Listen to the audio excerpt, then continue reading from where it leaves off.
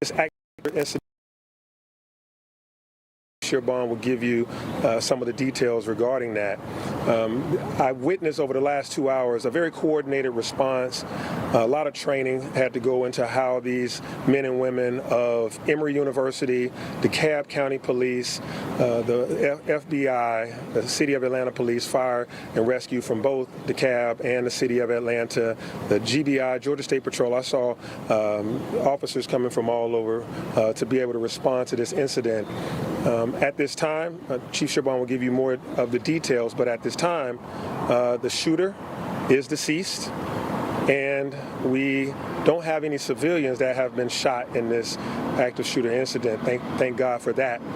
We do have a DeKalb County officer that was also shot, and at this very moment, the CEO of DeKalb County, Lorraine Cochran Johnson, as well as the police chief of DeKalb County are at the hospital right now meeting and talking with individuals, the families, and other officers that were involved having to respond to this emergency situation. They will shortly come to this very same spot to give a press conference and an update on that officer and that incident. And at this time also, on the CDC's campus, there are 92 children that are in a daycare that is on this campus. They are safe, and we are setting up with the CDC and all connected parties to be able to get those families reunited with those children at a local school very nearby. And we have the address of that. That Chief will give you the specific address and name of that school nearby. So we are working to unify families, and at this time, there have been no civilian casualties, but this was an active shooter incident. The shooter is now deceased. The campus is, there are no threats on the campus currently, but we still have an active investigation. Atlanta Police Department will be the investigating party. And so we ask that while things are safe, that you don't drive in that part of campus, because we need to make sure that the investigation goes through without any obstruction. Again, to the men and women that work at the CDC, we know that you've had a tough go of it in the past year. And my heart goes out to you as uncertainty was around your occupation and you being citizens of Atlanta. That means something to me. And then today, this occurs. We are with you. We stand with you. And we're doing everything we can to make sure that we bring resolve to the situation. And FBI SAC Brown, he may be able to tell you more about some of the windows that might have been shot on various floors of the CDC as gunfire did take place. The other thing is to those parents of those 92 children that are at the CDC. I'm a parent as well. I know your uncertainty and your fear and your concern has been high. We wanted to come give you this message that all the children are safe and that we will be making sure that you get reunited with them as soon as possible. I know your heart is just really, really aching, but the good news is none of them have been injured, and we will get you connected to those, to your loved ones really soon. I'll come back to this microphone after others will be given a chance to speak. Now I turn it over to Chief Darren Sherbon, as Atlanta Police Department has been in coordination with all the other outstanding agencies as we've been working together. And this is why we train on active shooter drills, et cetera, around this region. This has been a group project and a coordinated effort. And Darren Sherbon, the Atlanta Police Chief, will now address you. Thank you, Mr. Mayor. Chief. Just give you an update and some additional information what the mayor provided. So this afternoon at approximately 4:50, the Atlanta 911 Center became aware of a report of an active shooter that was occurring at 1600 Clifton Road. This is right at the intersection of Clifton Road and CDC Parkway, immediately in front of the CDC campus. Officers from multiple agencies responded, from the campus, across the region, from our federal partners and our state partners responded to the scene. Officers arriving found a critically injured DeKalb County police officer that was down. He was immediately extracted from the scene and taken to Grady Memorial Hospital. Officers could still hear gunfire occurring inside the CVS drugstore that is right there at the intersection. So officers moved quickly to attempt to find the shooter and to neutralize the threat to the community. We later found the shooter on the second floor of the CVS. He had been struck by gunfire. We do not know at this time whether that was from officers or if it was self-inflicted. He was removed from the location by Atlanta Fire Rescue to render aid. He did pass at the scene. We also know that the CDC campus did receive multiple rounds into their buildings. Right now, as the mayor stated, we are not aware of any injury that occurred to anyone on that location. 4 other individuals did later arrive at the hospital. They were retreated for stress and anxiety symptoms. They were not injured in the shooting. And to reemphasize what the mayor stated, the children in the daycare center are unharmed. We have law enforcement and medical professionals with them, and we are coordinating the return of those children to their families. We've already put this out. We want to reemphasize it. The CDC leadership is communicating this to all parents, but the reunification site is at the Clifton School, which is located at 1900 Starvine Way, Starvin Way in Decatur. And we want to again reassure all parents and loved ones that their children are okay. We do believe there was a single shooter, and we do believe that single shooter is deceased. Right now, the investigation is being conducted by the Atlanta Police Department's Complex Case Squad, by the GBI and the FBI in a joint investigation until we know more information as to what transpired. The Atlanta Police Department is lifting up the DeKalb County officer, the DeKalb County Police Department in our prayers, and I ask everyone that is watching this broadcast to do the exact same thing. And I want to commend the men and women of law enforcement from all across this region that when this community needed them, no one shirked from the danger. And every officer from multiple districts responded and immediately moved to end this threat. Thank you. Want to say anything? Sure. Hi, I'm Paul Brown, the Special Agent in charge of the FBI's Atlanta Division. And like the Chief and the Mayor said, we immediately responded to the scene. At this time, we're not aware of any casualties on the campus of the CDC. But in conjunction with our partners, we're methodically clearing that to ensure that that is accurate and that is remains so. And then once that's done, we'll assist with processing the scene and conducting the investigation jointly with our partners. Mayor, Chief, we'll get ready for questions. We'll start on this side. We may not be able to get to everyone, but we'll start with you, Rob, over to the mayor's right. Right. Good evening, Mayor. Is it believed right now that the CDC was targeted in this attack? Well, I'll let Chief Sherbaum ask anything around the investigation. He'll be able to answer that. But right now, it's so preliminary. I read social media and I get calls from a number of you that have heard things about this individual's background. He's a white male, and he has he is a known person that may have some interest in certain things that I can't reiterate right now with any confidence until the investigation is fully conducted. But I think that in a short order, you'll know more about this individual and about some assumptions of his motives, but can't say right now. All right. Can you tell us anything more about the suspect? What kind of weapon did he use? How many rounds went into the CDC building? Chief, you want to? Not yet. We can tell you multiple rounds were fired. We can tell you that multiple rounds were fired, both we believe at law enforcement and potentially at the CDC. Purposely, we can't say it definitively, but it would appear we can't rule that out right now. Is that CVS a 2-story store, or was he in some other kind of place above the store? We believe it's a multiple-story building, but he was on the second floor of the building that houses the CVS. Does he have a criminal record? We can't release that at this time. Did the man live in that building? Allow me to let someone else ask a question. Anyone over here at New York Times? So this shooting comes on the heels of a few other high-profile shootings, including the one at Fort Stewart, including numerous on Edgewood and some other neighborhoods. I'm curious to what extent can the city confront what seems to be a rash of gun violence without state-level intervention? So your question around a number of high-profile shootings, Fort Stewart, here at Emory, and others across the nation and in the state of Georgia, is definitely one that we have to pay attention to. Mass shootings, active shooter scenarios should not become the norm.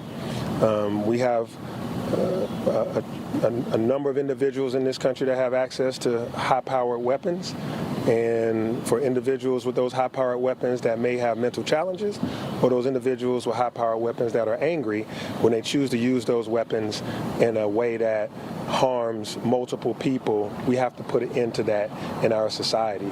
So this is something we do have to have a national and a state, a full conversation across the nation and across the state of Georgia, not just in one city. As you see, this is a coordinated effort across DeKalb, across college campuses, the FBI, the GBI. As you see active shooters across the nation, we've just been added to the statistic. Right here in black shirt. Thank Allow you. her opportunity. We're hearing that the officer passed away. So could it be injured? Did he pass away? Well, at this time, it is a DeKalb County officer, and we want to make sure that DeKalb County is able to respond to what's going on with that officer. We know that he was shot and critically injured, and at this time, as I stand here, I can't give you that information that you just asked.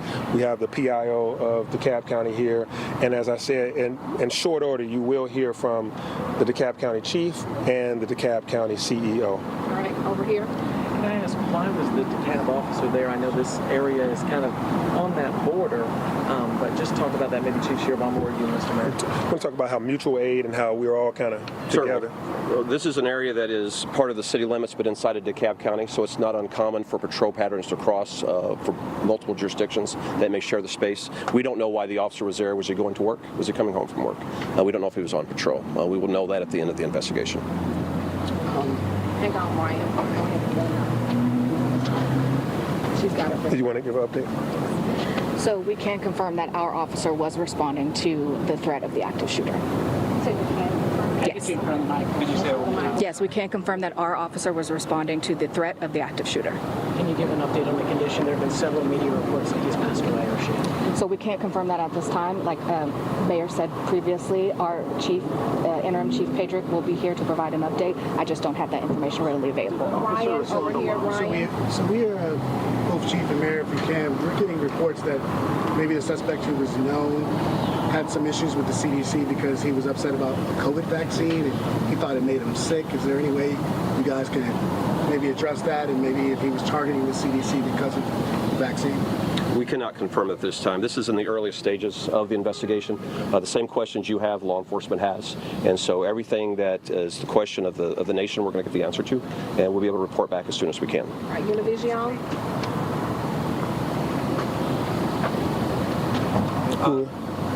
Question?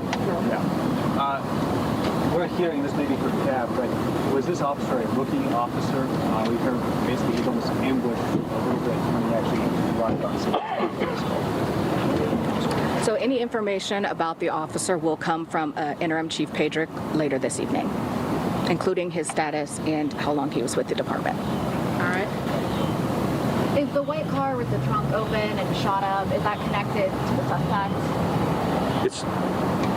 It's part of the crime scene at this time. We can't confirm if it was the car that the suspect drove, but it is being searched by the police and it's being held as evidence. All right. We're going to take the last question right here. Do you guys have a timeline of when the gunfire was called in and how quickly officers responded and how quickly the suspect was? 4:50 p.m. is when the first call came in. Law enforcement arrived very, very quickly thereafter. Oftentimes when officers arrive, they're so quickly engaged in the scene they can't radio out. So we'll be reviewing all video to determine when the first officers arrived. But the response was from multiple agencies. I wish I could name everyone right now, but the citizens of the Atlanta region should be proud of their law enforcement today. Mayor, you want to give a parting statement before we go? Yeah, as Chief stated, this was a coordinated effort. When I was here around 5:15 or so, I was seeing not only DeKalb County and Atlanta, we were seeing Gwinnett County, we saw officers from Dunwoody, we saw, of course, Emory, the FBI, GBI, Georgia State Patrol. Everyone was responding because there were shots being fired, calls for shot being fired right there in front of the CDC, and then shots fired inside of the CVS.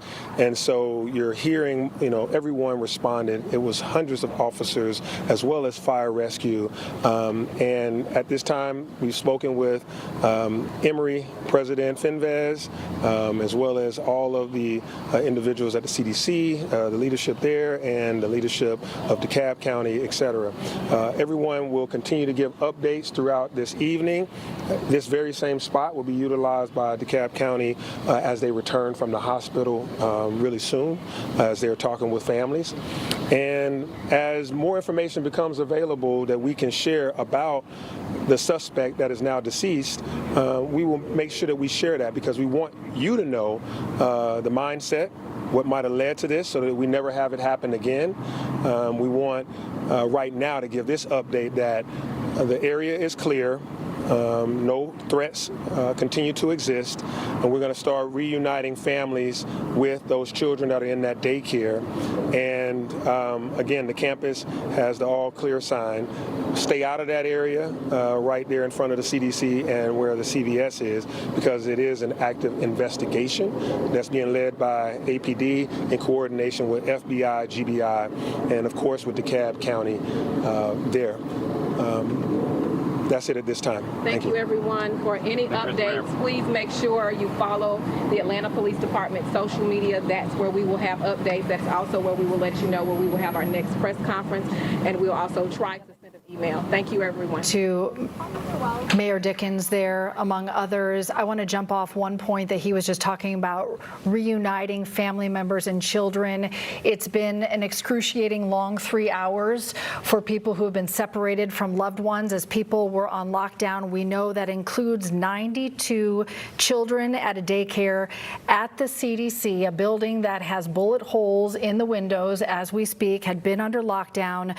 Now parents can reunite with their kids. The address is 1900 Starvine Way. That's the Clifton School. So if you've not been able to see your kids, I know that's torture. You want to get to them as soon as you can. That's happening right now at the Clifton School, 1900 Starvine Way. That's 92 daycare children. We did hear the story of one mom who ran a mile because it was closer for her to get there on foot, and literally ran to the building to get her child out of daycare. So we're glad to say those reunions are going to be happening. And we heard the mayor emphasize, along with Chief Shearbaum, how grateful they are that there were no civilians, no people in the area who were hurt in this exchange on gunfire between the shooter and law enforcement. But it remains to be stressed that a DeKalb County police officer who was among the first to get there and to engage with that shooter with a barrage of rapid fire gunshots that we heard on video. The mayor is simply saying critically injured, but we have sources that say it's more serious than that. Yeah, we knew right during the 5 o'clock hour how bad this was. We withheld some of that information out of respect for the DeKalb County Police Department, this officer's family, and law enforcement watching us. But we do know tonight that a DeKalb County police officer, first responding officer, took a barrage of gunfire and lost his life tonight due to the senseless acts of this suspect, who we have not yet identified. We do know the DeKalb County Police Department. If you've ever tried to clean a garlic press, tired of boring blankets? Now you can snuggle up with your memory. All right, folks, looks like that continuous coverage has concluded out of Atlanta. You heard a pretty good recap from our sister station there. We'll just let you know as we plan out the next hour or so here on Live Impact News. It sounds like there might be another update coming from officials there in Atlanta. And so we'll be monitoring social media to get an idea of whether that will happen here during our stream, and we'll bring you updates. Of course, the big question mark, what is the latest status of that DeKalb County police officer who took that gunfire upon responding to this active shooter call?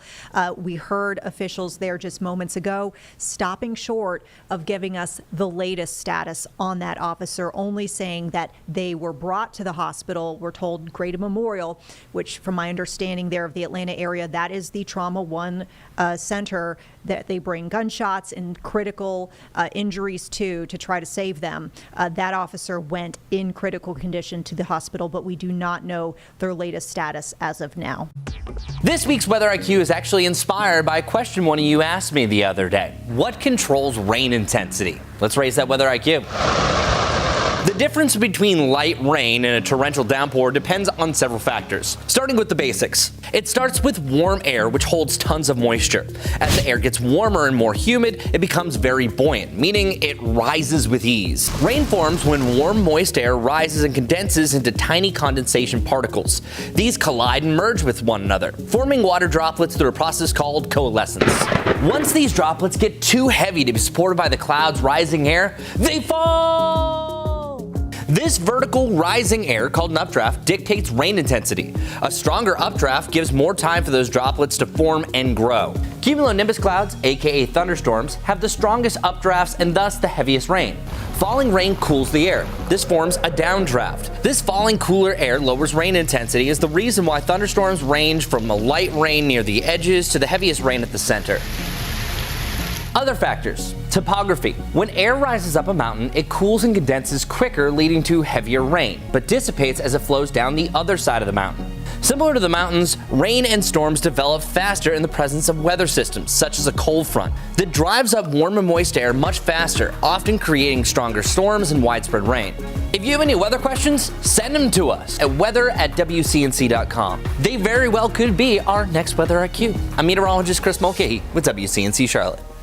Brittany, we saw the sun for a few hours today. What can we expect tomorrow?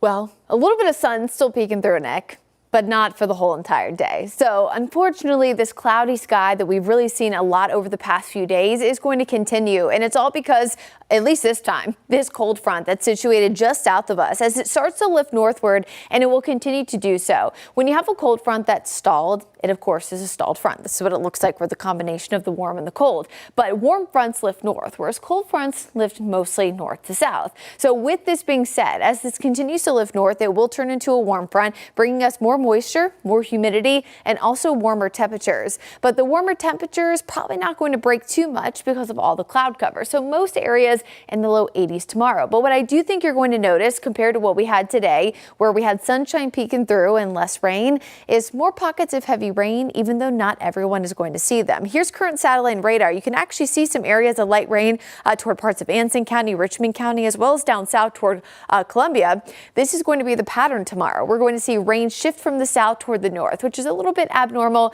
We see this oftentimes during summer, but of course, a lot of us are used to seeing that north to south movement. That is not going to be the case Monday, Tuesday, or even Wednesday. This rain is going to come in from the south and shift northward as that low pressure system attached to the front again continues to lift northward. It's also going to feel a lot more sticky outside. Now, thankfully, with the stickiness, we're not seeing temperatures return back to the 90s, but it is still going to feel pretty muggy outside. Notice the pattern here as we go through the afternoon tomorrow, again from the south toward the north. Not everyone sees the rain. In fact, it's very, very scattered, but those who do will become heavy at times. Best chance to see isolated, heavy downpours leading to eventually isolated flooding is going to be south of the Charlotte area, mainly south of the I-85 corridor, just because it shifts closer to that area at a closer time frame. And of course, the southern part of our area will also get more action because a lot of this rain will fall apart as it gets a little bit further north. So this is going to be the trend Monday, Tuesday, and then again Wednesday morning. Eventually, we're shifting in drier air as that front lifts north and kind of fizzles out away from us, but we are going to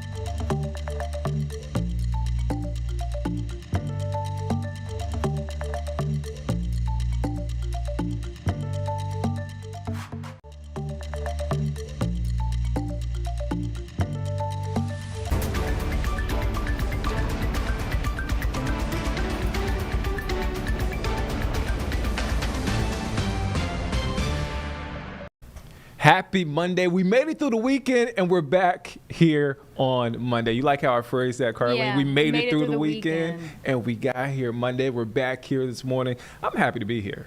Yeah, it's a good Monday. It's a good Monday. It's a good Monday. Thank you for joining us here on Live Impact News on WCNC Plus. I'm Nick Sturdivant. Across from me, you heard her voice, Carlene Bragg. Hi, everyone. How are you doing this morning? I'm good. You sure? You good? Yeah. Okay, all right. I have to do a check. I always got to check on my people. I just have to check. We're a little late, but that's okay. Hey, we had some technical issues. We're on time. Classic Monday. We're And on now time. we're here. We're on time. We're on time. We're on our time. We're You know, on time. we're on time. On time. You were here. You had your TV on WCNC Plus all weekend. We're waiting patiently. And thank you for waiting Thank patiently. you for waiting. That's all we can ask. That's all we can ask. Thank you so much. Look, we have a lot going on today, so I'm not going to waste any more of your time just rambling. So let's get to the top headlines. It is back to school. Yep. Sorry, kids. Well, hey, I was trying to celebrate with you guys. I mean, my Well, niece, we're happy for parents. we're happy for parents. My niece was ready to go back to school. Yeah? She's in Dorchester County, Yes. so they are back. That's Yep. in South Carolina, so they're back in school. So she was excited to go back to school. So for her. hopefully y'all hear Cabarrus, Stanley. I had them up, Carly. I was Iredell, ready. Statesville. Iredell States. There you go. Yeah. I had them loaded up and I missed it. So Cabarrus, Iredell, Statesville, and Stanley County Schools back to classroom today. So I hope you guys have a great first day back. It's always exciting. I used to Yes. lay the clothes out on the bed. Fresh pencils, fresh notebooks. Yeah, I was a binder guy. The Your binder binders. I was ready to go. You know, I was ready to go. crayons, colored Crayons, pencils, colored the whole pencils. nine. Excited to see your friends. So happy first day back.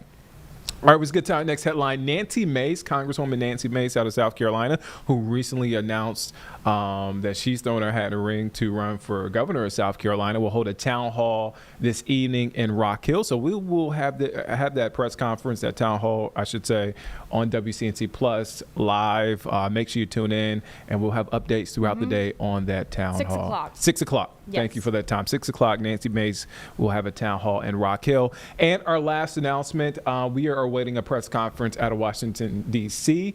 With President Trump. He's holding that press conference after ordering the homeless or unhoused population to leave D.C. President Donald Trump said in a social media post that he will address crime, public cleanliness, and federal building renovations in a press conference this morning in Washington, D.C. This comes as he and D.C. Mayor Muriel Bowser are at odds when it comes to crime there in D.C. So we should hear more from President Trump in just moments. But let's come back home and let's talk about something that I'm interested in. I know a lot of you guys are interested in as you start your Monday and your work week. Let's talk about the weather. Let's do it. We have a storm here, and it's majestic. Hi guys, I like that nickname. Is that my new nickname? Miss Storm? Miss The Storm. storm's That's here. The storm is here, and it's majestic. Majestic Storm, how are you doing this morning? I'm doing pretty good. My Monday's almost done. You guys are just starting. Just starting. My Monday at work is almost wrapped up, and this weather just makes me want to get in bed, have some good food when I get home, Yeah. and then take a nice nap. That sounds We good. finally I finally saw the sun for Yeah. a little bit Yeah. yesterday. Did you take a run in it? No. I'm an early morning guy, so I try to avoid the sun because it's just so hot. But Like you go running before the sun comes up? yeah. Look at you. Yeah. Wow. Every morning he works out. Yeah. It's wild. Not- What are we doing? He's a day before he even gets here. I do. I like that.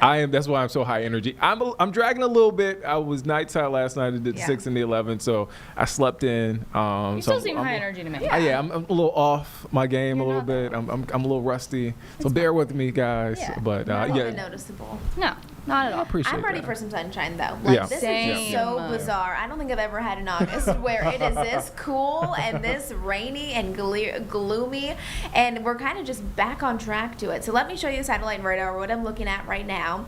We have a lot of cloud coverage really all across the Carolinas. Scattered rain showers, that'll be the name of the game today. So remember, scattered means not everyone will see the rain, but we're also watching for spotty downpours, and that's going to be a key component in our forecast today, because if we see those heavy downpours, it could lead to some flooding. Once we switch it over to Doppler radar, this rain is actually spreading more and more. So right now it's still mainly west of I-77 there. So areas out towards Shelby, Hickory, eyes are on you. I've been watching you all morning long, and all that yellow, remember that just is representing more of that heavier rain that's picking up. So Shelby, out towards Morganton, Lenoir, Hickory, that's where the rain is actually quite widespread for you guys. But east of I-77, it's dry. It's just overcast. It's one of those mornings where it looks like it's going to rain, but it's not really raining yet. If anything, maybe a little bit of mist or drizzle, not out of the question, and we are getting used to that. You can see that rain that's pushing northwest out there towards Boone. And this is a live camera look. This is what it looks like outside. Not the most beautiful Monday morning. We have mid 70-degree temperatures, though. So if you do want to get outside, you want to go for your morning walk, you want to go for a run, you want to just get some fresh air. I mean, if you live across the Charlotte metro area or east of that, it's basically dry. It's just overcast. But again, if you're west of I-77, that's where it currently is raining. Scattered showers will be what we'll monitor for even as we head towards the afternoon and the evening, basically for everyone. And over the next 3 days, we're just starting out the week with active weather. So flooding is going to be a concern. I'm not seeing any big problems when it comes to flash flooding, though. So flooding, when I talk about that, I'm talking about flood-prone areas. If you typically get flooded out when there's several rain events, keep this in mind. By Thursday and into the weekend, though, finally, I think we'll be back on track to some sunny skies and warmer temperatures.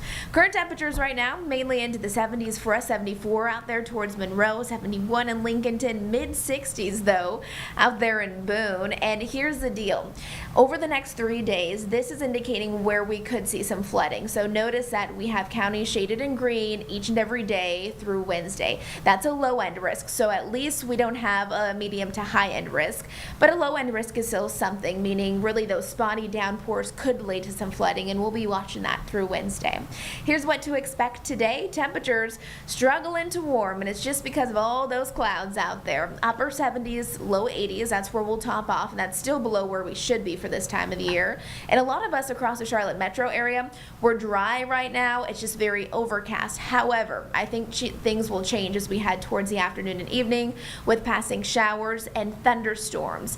Here's the timing of it. Here's about noon, so lunchtime forecast still, those passing rain showers all across the viewing area. But I paused time about 4 or 5 o'clock right around dinner time, or maybe as you're driving home after work. Wherever you see those pockets of oranges and reds, that's heavy downpour rain. That's also where we could see some storms form. So that may even make for difficult travel for some later on in the evening. So if you get caught in one of those thunderstorms, of course, slow it down. Make sure you allow for enough space between you and the car in front of you too, because we oftentimes just see so many accidents when we get heavy rain events like that. And then tomorrow for Tuesday, waking up again, more stray showers early in the day, overcast conditions.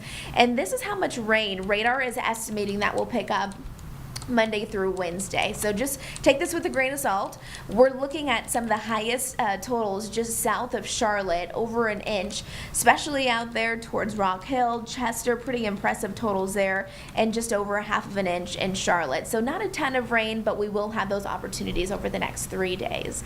So active start to the week, and then Thursday and Friday, as we're wrapping things up, those precipitation chances will go down, and then those temperatures start to go up. And I just want to touch on the temperatures really quickly, because yesterday we did see a little bit of sunshine. It kind of felt nice. I was able to get outside, walk my dog, and it was muggy. I noticed the mugginess yesterday, and that's another part of the story as we're looking at our forecast. The first part of the week, it's going to be much more humid, so there's just going to be more moisture in the atmosphere, which that tropical moisture just continues to push through.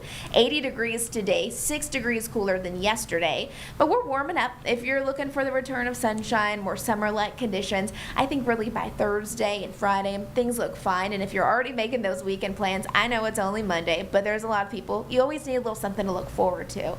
So if you're looking forward to something this weekend, I think it's going to be actually nice, one of the nicer weekends that we've had so far during the month of August.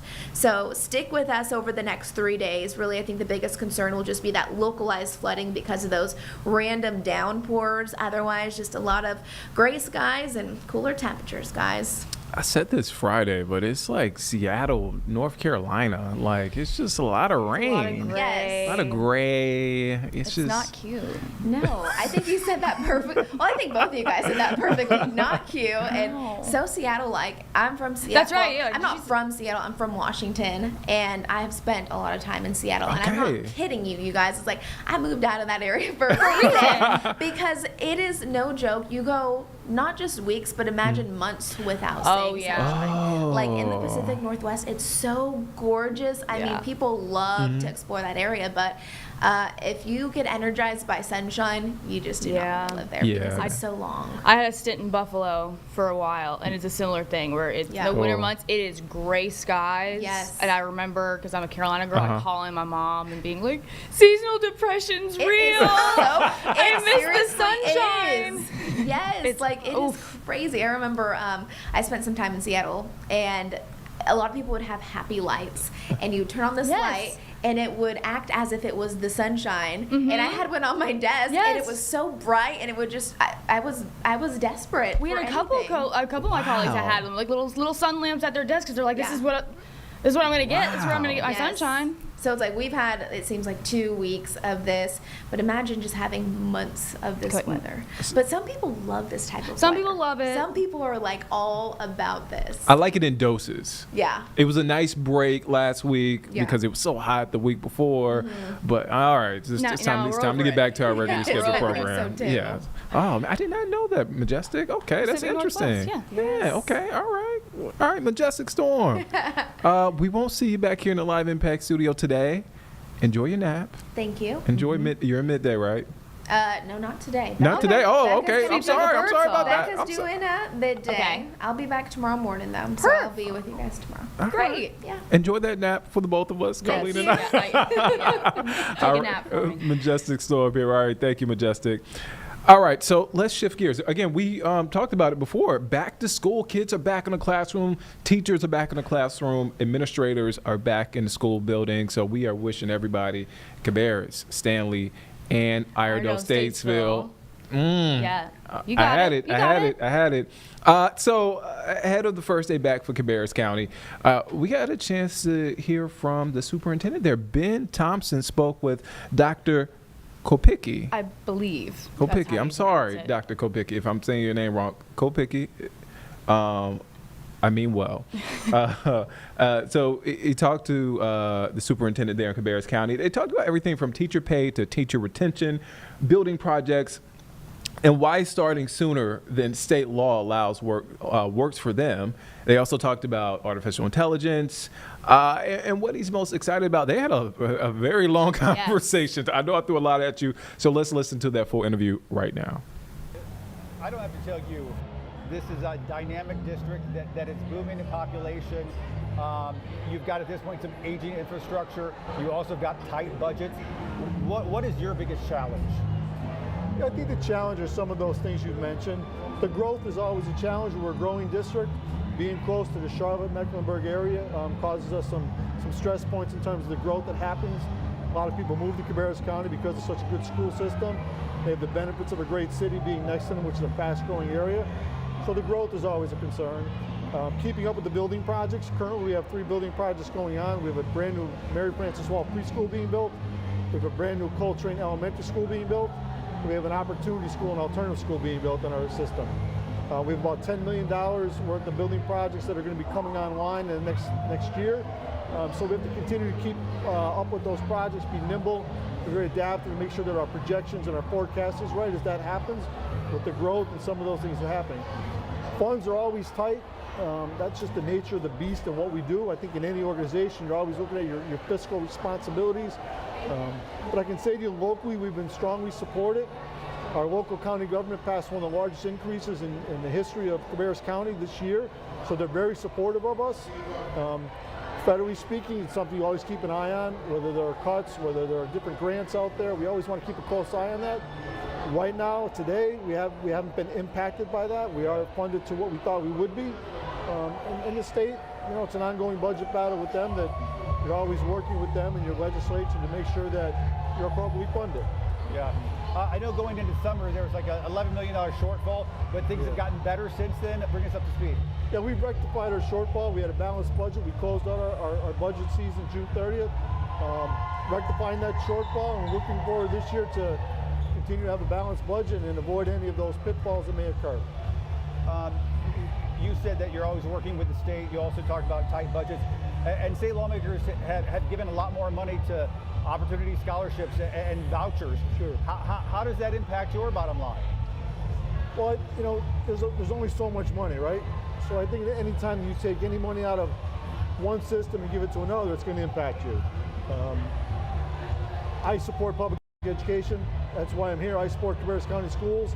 I would ask our state legislators to come to events like this, to come to our schools, to walk in our county and see what's going on in our public school system.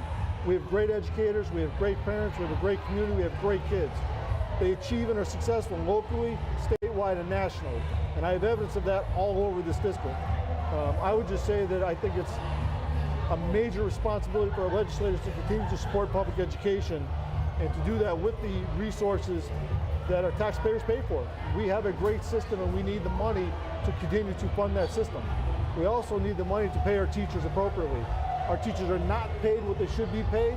Our salaries are among the lowest in the country, and we really need our legislators to take a hard look at the teacher salaries across this state and to put more into the teacher salary pot.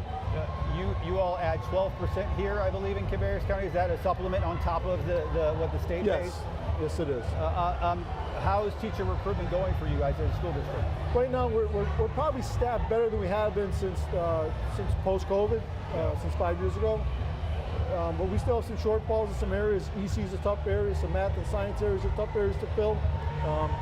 But again, I harken back to you have to put some of the incentives out there to make teachers get into the profession, and it does start with the salary. So we do need people to take a hard look at our salary and say, how can we make that better for our teachers? And what about what staff? Well, you say you're like you're not at 100%, but we're hovering between 95 and 99% in different areas of the district. We're in good shape, but we're not at 100%. When it comes to budget stuff, school lunch not affected this year, correct? No, sir. And you mentioned exceptional children. I know that's also, you had a lot of new students involved in that program in the last year. How can you meet the needs of those students considering budget constraints? Well, I think you have to be very strategic in where you deploy your resources. You have to work with your leaders in the EC department. That would be Angela Fitzwater and her staff. You have to work with your teachers. You have to be very cognizant of the numbers of kids you have coming into the system.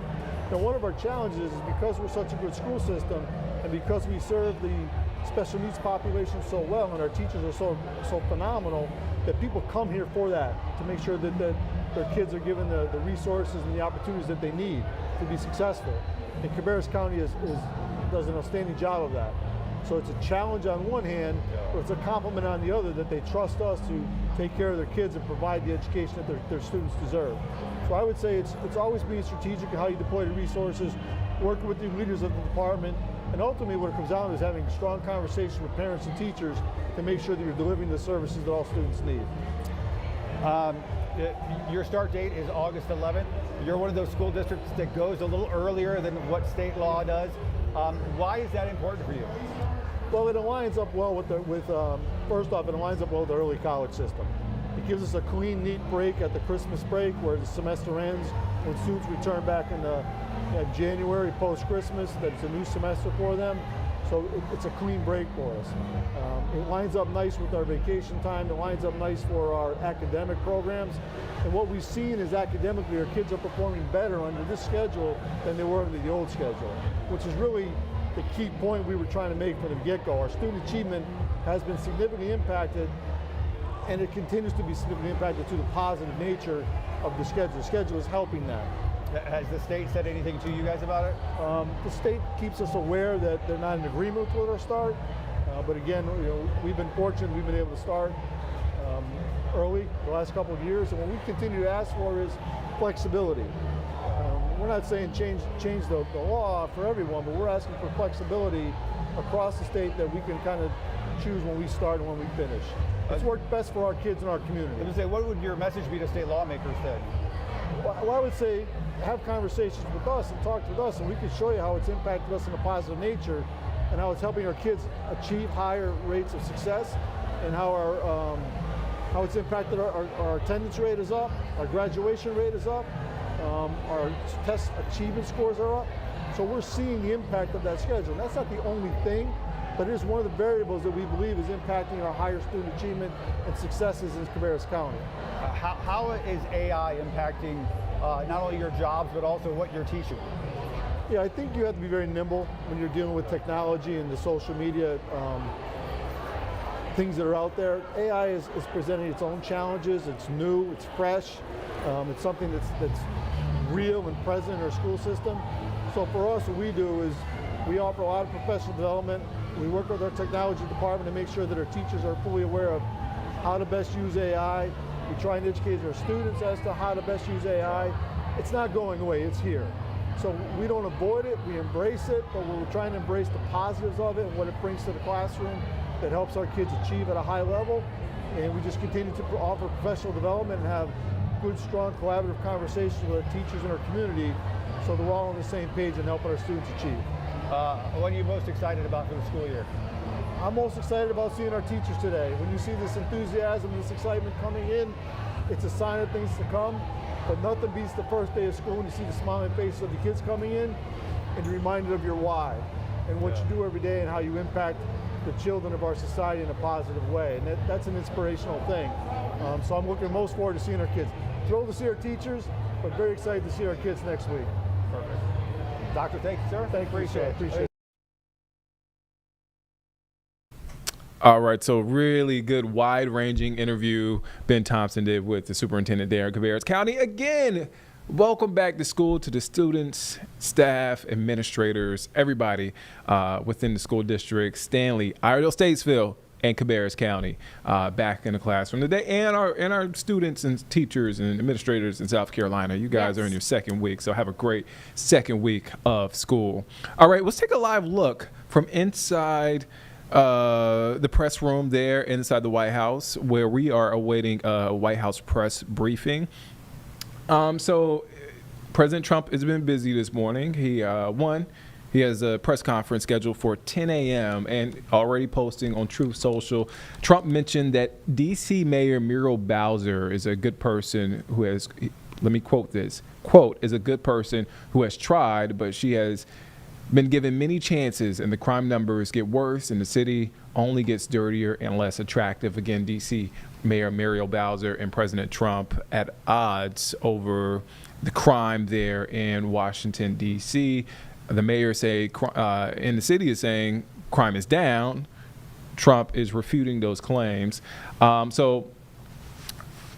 Also on the docket for the president, the White House is considering inviting Ukrainian President Vladimir Zelensky to Alaska, where President Donald Trump is scheduled to meet with Russian President Vladimir Putin. That's according to a senior U.S. official and 3 people briefed on the internal discussions there. So again, you're looking at a live look inside the press room as we await for that press conference to start in roughly about 15 minutes-ish. But let's get an update from our friends at NBC. Alice Barr has more on the meeting with President Trump and Vladimir Putin, and so much more from the Trump administration. Let's take a listen in. Preparations are underway for high-stakes talks at the end of the week aimed at ending Russia's war on Ukraine. President Trump set to meet Friday with Russian President Vladimir Putin in Alaska, with the potential for Ukrainian President Volodymyr Zelensky to join. The only way to make peace is to sit down and talk. Vice President J.D. Vance met in England over the weekend with top Ukrainian officials and European allies, talking through Ukraine's peace proposals as Russia keeps up its punishing attacks. President Zelensky has said Ukraine will not give up its land to occupiers, something President Trump said may be necessary. There'll be some swapping of territories to the betterment of both. White House Special Envoy Keith Kellogg heads to Ukraine today to continue talks. As a senior U.S. official tells NBC News, the White House is considering inviting President Zelensky to the Alaska meeting, though Russia's leader has said Ukraine was far from meeting its conditions for face-to-face talks. Democrats pressing for a Ukrainian presence and criticizing the location. Putin is a war criminal. This is not a show of strength to allow him to fly into the United States. Republicans pushing back, while some are calling for more protections for Ukraine. Security guarantees to Ukraine to prevent Russia from doing this again. President Trump heads into the meeting having sharply shifted his tone toward more vocal criticism of President Putin and threats of added sanctions, increasingly frustrated as the Russian assault drags on. In Washington, Alice Barr, NBC News. All right, so that was Alice Barr and the latest with the meeting with President Trump and Vladimir Putin, and also the potential of Vladimir Zelensky being there for that meeting as well. We were going to go to something else, but I see that we have something live. Let's actually go to Florida right now. This is why you have to stick with Live Impact News. We like to pivot, especially when things are live. So let's take you there live. This is Florida Governor Ron DeSantis. He is holding a press conference right now. That press conference is in Melbourne, Florida. We're also expected to hear from Florida's chief financial officer as well regarding local government audits. So let's take a listen in. Yeah, typically with the state, well, here it says water quality improvements on his podium. So we'll learn together what exactly this is about. Yeah. All right. Let's take a listen in. We've enjoyed the summer, but you know we've got kids going into kindergarten, second grade, third grade, and I think the First Lady and I are looking forward to all the learning that they're going to do when they get back, and we're totally excited to pick them up after school. But it's been an interesting end of the summer. But I do want to thank everybody that's been involved in our education system. I mean, we've got a new education commissioner, Stasi Koumoutsas, and he's really hit the ground running. I tell you, if you're not putting parents and students first, you will hear from him. He's been very proactive on that. But fortunately, I think a lot of the places around Florida, they want to continue moving the ball forward and continuing with a lot of the good work that's been done. So it's important, and we appreciate everybody that's involved in this. And you can really make a difference in the lives of these kids and these students. And there's obviously more we're going to be doing coming up next year when the legislature reconvenes to continue showing our commitment to education. We were able to do I think about $150 million additional to our teacher salary increases. So those end up being like $1.38 billion. I think we could do even more going forward there. And then we're going to continue to look at other ways that we can be successful. But I think if you look at some of the reforms we did, like the progress monitoring, that's been viewed, I think, pretty universally as a positive step forward. We had done, you got to measure whether the students are learning or not. You got to measure whether schools are performing. I mean, you can't just say no. I mean, that's what they do in some of these other jurisdictions around the country, and you end up having massive amounts of money going in these schools with worse and worse outcomes. So that's not acceptable. But we had one high stakes end of year test. And the problem with that is, if someone doesn't do well, they're in summer. There's no remediation ability to do it. Also, they kind of cram for that test at the end of the year. Weeks and weeks they would spend doing that. So we do progress monitoring. So you have periodic assessments, not necessarily as high stakes, but gives you an ability to remediate. The parents, the teachers, the students are able to do it. And we've seen improvement throughout the school year by using the progress monitoring. So I'm excited about that. So just we're back to school. Remember, parents, you have all month for school supplies to be tax-free. So if you didn't get it on day one, you still got time to go do it. We also, I would just remind, because we are in hurricane season, they are monitoring something out there. Everyone thinks it's going to turn and is going to affect Florida. You don't know. Things can shift. We watch all this stuff very closely, obviously, and hopefully we're able to get through without having any impacts of any of these major storms. I think it would be helpful for everyone if that were the case. But you do have the ability to prepare tax-free. All those items are now just permanently tax-free that we included in our disaster preparedness holidays. We've just made those tax-free, so you can go tomorrow if you need to get something to stock up to prepare for the rest of hurricane season. So we always hope for the best, but we're always prepared to deal with whatever throws our way. Now, brings us to the focus of why we're here today. We are lucky to have a very unique state. We're blessed with some really significant natural marvels. and that has created a culture in this state of people that, for example, love to fish, love to boat, love to be out in nature, and it's been something that we've worked really hard to preserve and improve over the tenure since I have been governor. And you look, we are the #1 boating and fishing state in the country by a long shot. We have over 4 million licensed anglers. We have coastal towns and inlet across the state that are huge destinations. People come from all over the world to come to some of the destinations that we've had. We've been able to do discounts on sportsman hunting and fishing licenses. And, you know, it doesn't even have to be someone that wants to necessarily be engaged in sporting. You know, just going out and enjoying is something that's really significant. So when I came in to office, I said, okay, we've got to take this on head on.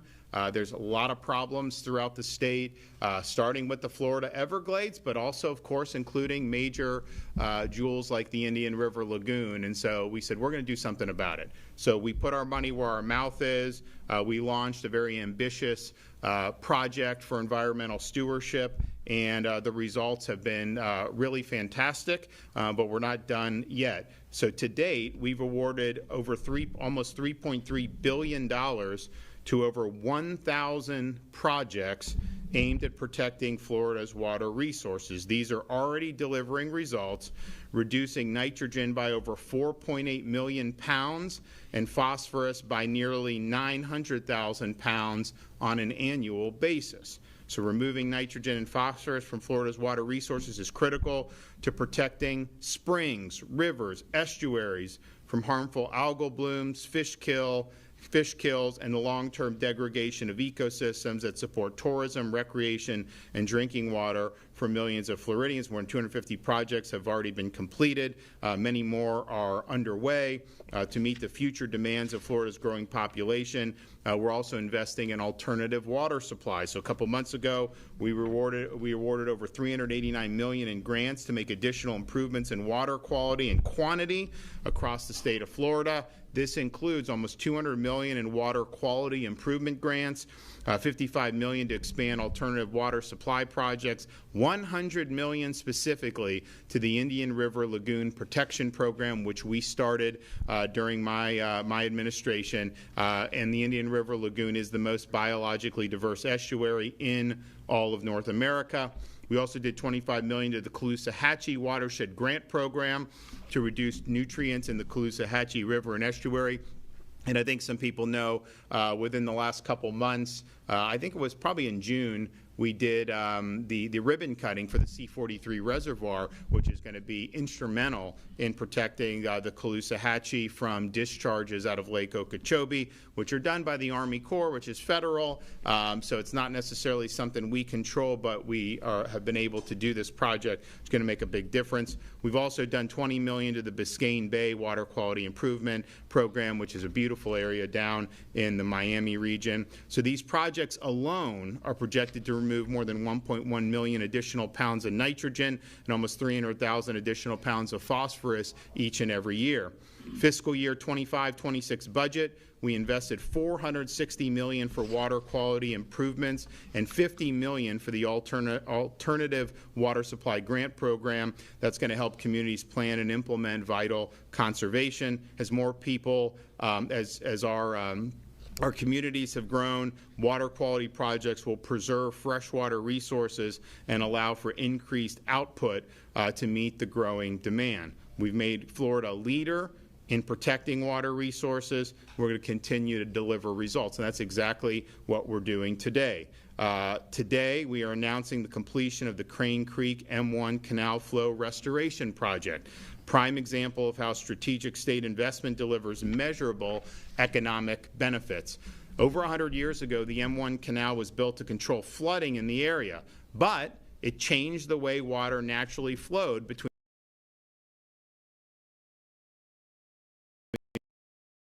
300 acres in Melbourne, West Melbourne, and nearby communities carried harmful nutrient into the lagoon, fueling algae blooms and damaging water quality. The Crane Creek M1 Canal Flow Restoration Project, which was led by the St. John River Water Management District and local partners, fixes this problem. By adding a new weir, pump stations, a line, and stormwater treatment area, we have 1, restored the natural westward flow to the St. John River Basin. 2, reduced nutrient pollution, keeping an estimated 24,000 pounds of nitrogen and 3,100 pounds of phosphorus out of the lagoon each year, and provided up to 7 million gallons of fresh water per day for downstream users without over-reliance on our aquifers. The project protects water quality, safeguards wildlife, and strengthens the community's way of life. And I don't think that this is anything that anyone can dispute. Our administration has done more for the Indian River Lagoon than any administration in the history of the state of Florida, and we're proud of that record.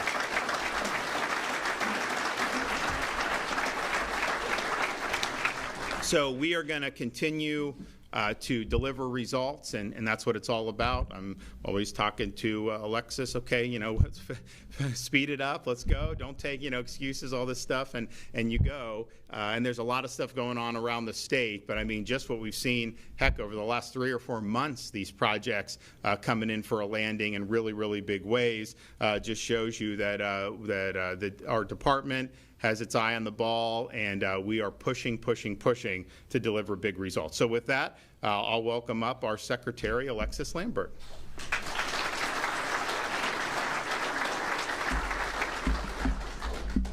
Good morning. Thank you, Governor. I'm Alexis Lambert, Secretary for the Florida Department of Environmental Protection. It's an honor to join you today to mark another milestone in restoring Florida's environment. The Crane Creek Restoration Project is a powerful example of what we can achieve through smart planning, strategic investment, and strong partnerships. By restoring freshwater flows and improving the quality of water being delivered, we are helping protect 2 of Florida's most important waterways. Each year, this project moves 2.5 billion gallons of water through a stormwater treatment area, where it removes approximately 24,000 pounds of nitrogen and 3,100 pounds of phosphorus, the equivalent of a dump truck full of nutrients, before being restored to the St. Johns River. What makes this project especially meaningful is what it represents. Florida is committed to bold action, timely implementation, and long-term impacts for our environment, our communities, and future generations.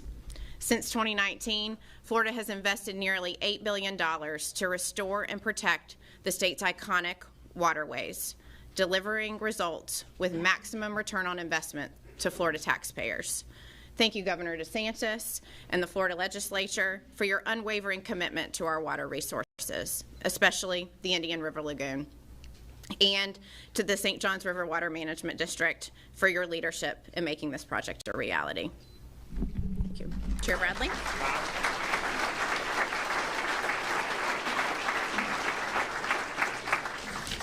Thank you, Governor, and thank you, Madam Secretary. My name is Rob Bradley. I'm proud to be the chairman of the governing board for the St. Johns River Water Management District.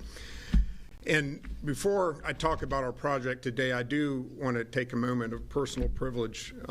Since Governor DeSantis was elected in 2018, the progress that we've made to improve Florida's natural environment has been really nothing short of spectacular. From the Everglades and things that we never thought could get done, getting done in the Everglades, to our springs in North Florida, to the St. Johns River, and of course here today with the Indian River Lagoon. The governor mentioned all these projects that are hitting now. The reason they're hitting now is because they started when he came on board, and now you're seeing them come to fruition, come to completion. We talk about legacy, right? And I think everybody knows, I think it's pretty well understood that Governor DeSantis is the most consequential governor we've had in our state's history. But let's talk about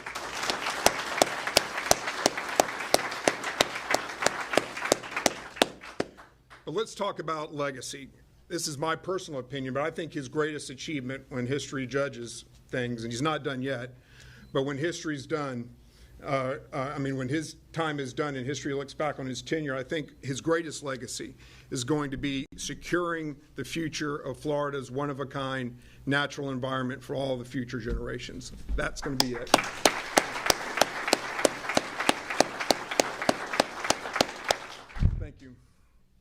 of course, a project like this, of this scale, doesn't happen without wonderful partners. And we were proud to lead the effort at the Water Management District. But it doesn't happen without, obviously, Governor DeSantis and our friends in the legislature. I see my old colleague from the Florida Senate, Tom Wright, and my old colleague who's now on the county commission, Thad Altman. I know Senator Mayfield, who couldn't be here today, also is very important in fighting, and our friends in the House of Representatives, of course. I'm an old Senate guy, sorry, guy. Fighting to make sure that the funds that Governor DeSantis has sought do in fact come through. So thanks to our friends in the legislature. Of course, the Department of Environmental Protection, ably led by Secretary Lambert and her team. Thank you so much. The Brevard County government, they not only supported this with cheerleading and pushing forward, but with dollars, with taxpayer dollars. So Chairman Rob Feltner and all their crew, thank you very much for being partners in all of that.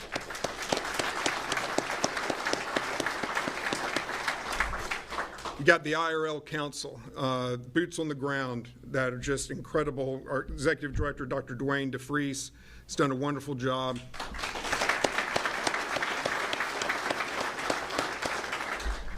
Thank you for your advocacy and your putting your money where your mouth is as well, and all the things that you've done. And then, of course, our friends.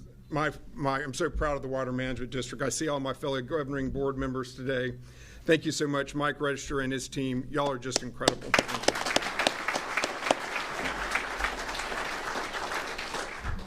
So this project's going to restore the flow of water in this area to the way that God originally intended it. You know, what happened 100 years ago when they started digging these canals is water and nutrients started pouring into the IRL, and we see the result of that, right? Well, that changes now. Those nutrients no longer will go there, and they're now going to be cleaned. The water's going to be cleaned and put into the St. Johns River where God intended that water to go. And that's a double whammy of goodness right there, all right? You got the St. Johns River getting the water it needs, and you got the Indian River Lagoon being cleansed and returned to where it should be. So the big picture, in Florida, we're going to save the Everglades.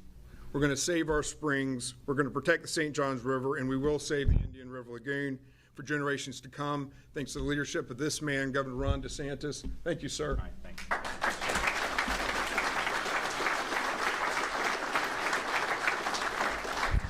Well, thanks, Rob. And I see our sheriff over here, Wayne Ivey. Great sheriff.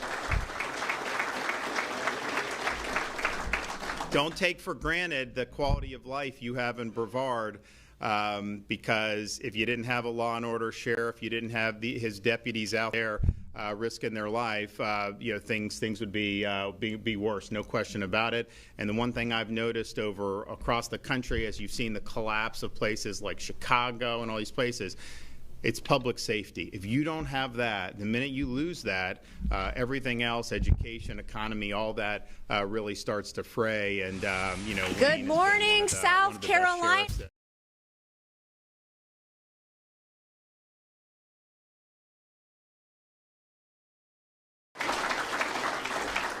And we're doing a lot for deporting illegal aliens in Florida. It's obviously a big initiative for the Trump administration, and people saw over Biden just massive influx with no controls or anything. It's really a horrible policy. So we're stepping up to try to correct that. And I called the special session of the Florida legislature at the beginning of the year, and I was like, listen, state and local agencies, law enforcement, have to be participating. We've got to help.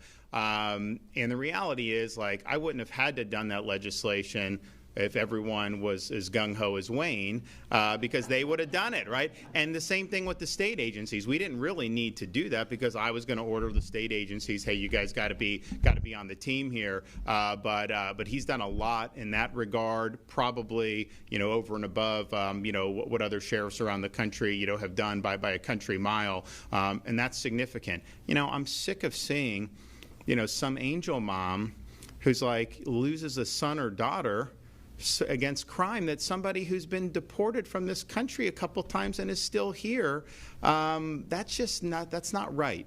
And we have an obligation to defend the people and their well-being here, and that's something I know that Wayne has taken very seriously. So just as governor, we're a law and order state. Our crime rate's at a 50-year low. We've enacted very strong policies. I mean, there's a reason why you've seen other states do very lax policies, and the results are predictably bad. And so we're proud of that. But I'll tell you, leadership is not just me spouting off or me signing legislation. It's folks that are there every day getting the job done. So I appreciate what all our folks around the state are doing, but particularly here in Brevard, I think you guys have been a great example of what law and order means. Okay, anybody have any questions back there? I got one, Governor. Why is the House congressional seat without mid-decade? Well, you'll have to ask him. I don't know what they're doing. I can tell you we had the redistricting fight in 2022. A lot of people remember that. The legislature produced a map that included bizarre racial gerrymandering that had been imposed by a liberal court the previous decade. I was like, I'm vetoing that. I am not signing it. They passed it. I vetoed it. So then we ended up doing a map that took away, the gerrymandering, and it was a much better map. But it's interesting. We had a fight over, most of the map, but then there was part of it that they insisted now, and they said, oh, governor's map isn't going to be constitutional. Well, the Florida Supreme Court upheld it, and that's what I said at the time would happen, and that's what happened. But if you read that court's opinion, I think that there's problems with our current congressional map. In terms of violating the Constitution with racial gerrymandering that has to be addressed, not in North Florida, which we did address, but in Southern Florida. And then you just have this situation where 2020 to now in Florida, there's been a sea change in demography. I mean, we've never seen a state do what Florida's done. And look, there's positives and negatives. I mean, I am not saying, oh, we need more people to move here. I never say that because honestly, we've got a lot, and we've got to deal with the people we have here. But it's a free country, and people are going to go where they think they can be successful. But we had, because of COVID, we were open during COVID. We were law and order when so many of these other places were decaying. There's a lot of reasons why. So if you look now, we're not well apportioned as a state. So I said this when the Florida Supreme Court's decision came out that we are going to have to do a mid-decade redistricting. Now, I did see President Trump posted that he was going to redo the census. I think that should be done. Well, there's two things with the census. First, just how there was a question of, do you count illegal aliens in the census? And my answer is no, you shouldn't, because they're not authorized to be here in the first place. So why would you be counting? Why would you be counting in ways that reward sanctuary states like California who openly flout federal immigration law? It doesn't make any sense.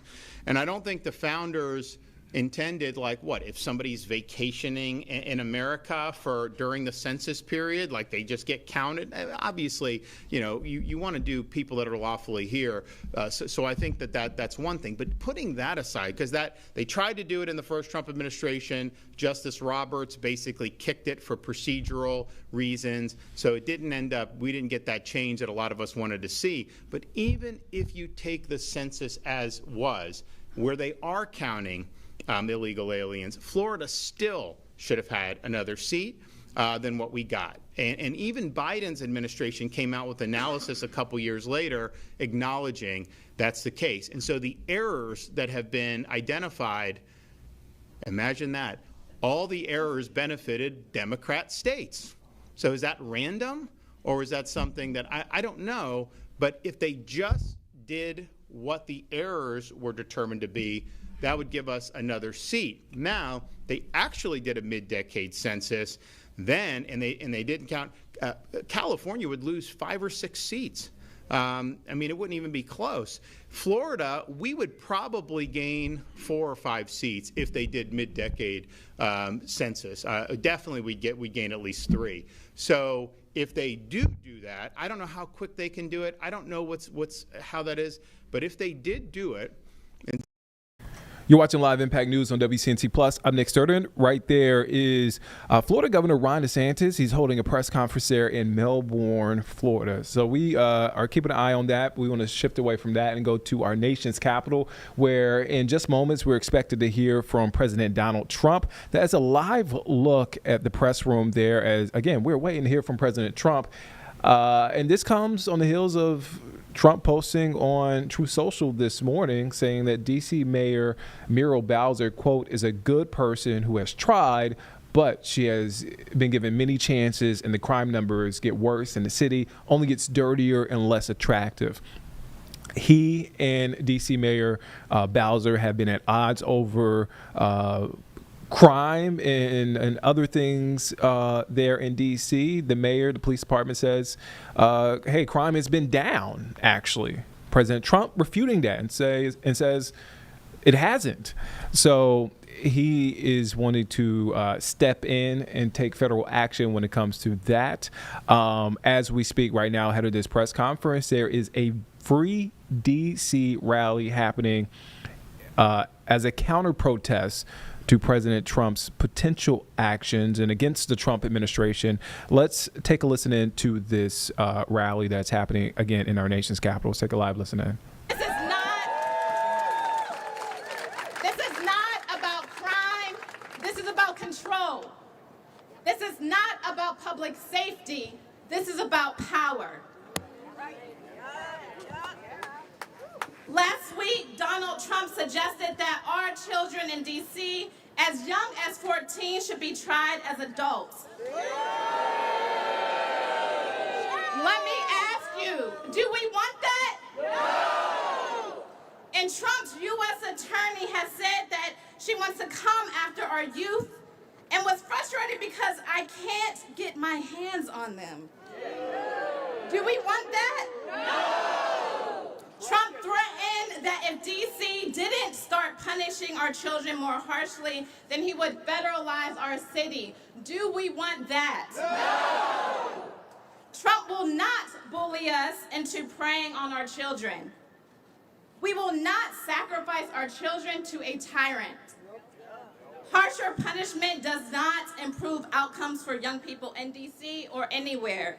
We know this. History has shown this. Research has shown this. Instead, here's what we know does improve outcomes for young people. Quality schools. Because education is the best path out of poverty. But Trump has disseminated programs at the U.S. Department of Education that is preventing this from happening. Food. We know we need food because you can't learn when you're hungry. But Trump has gutted funding for SNAP. We know we need health care because you can't thrive if you're sick. But Trump is dismantling Medicaid funding for thousands of D.C. children. D.C.'s young people have a bright support them. I know this as with Black Swan Academy, having the privilege to work with thousands and hundreds of young people all across D.C., and I'm so excited to be able to introduce you to one of those bright spots, Marcus Williams. Can we give it up for Marcus?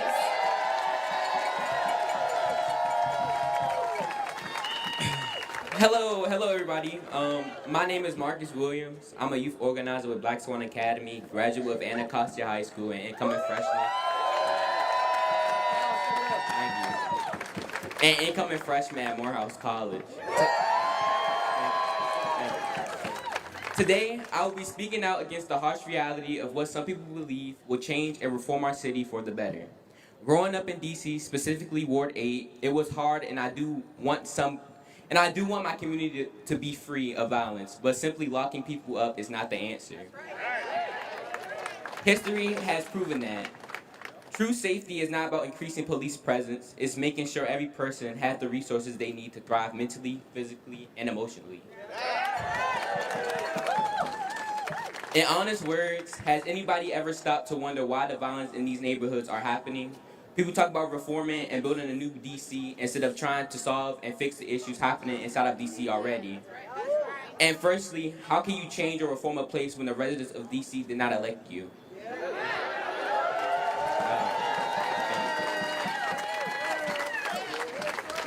DC is our home. It is my home. The people of DC deserve to be heard, and our needs must be addressed with our own communities and with local elected officials. We have the power to represent us.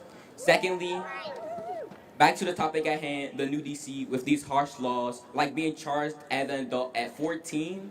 14?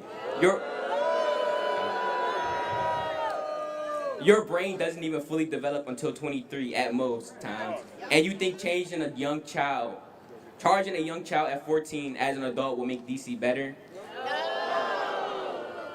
Youth already go through a lot, especially with mental health, and we also don't have enough resources as it is. And your first idea of a way to make a new and better DC is by making a law that hurts young people. A law that creates fear in the young community, especially in the Black community. African Americans as a whole has suffered specifically from police violence, and you want us to make it easier for Black youth to be even more criminalized or labeled as criminals? It will not help DC for the better, and it will actually cause more trouble. Furthermore, how can you kick out a group of people that has nowhere to go?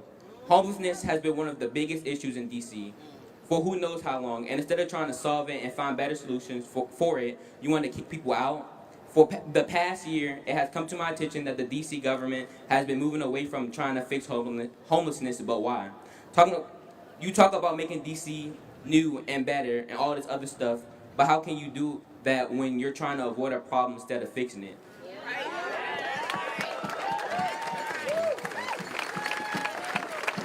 How can we reform as a city if people can't?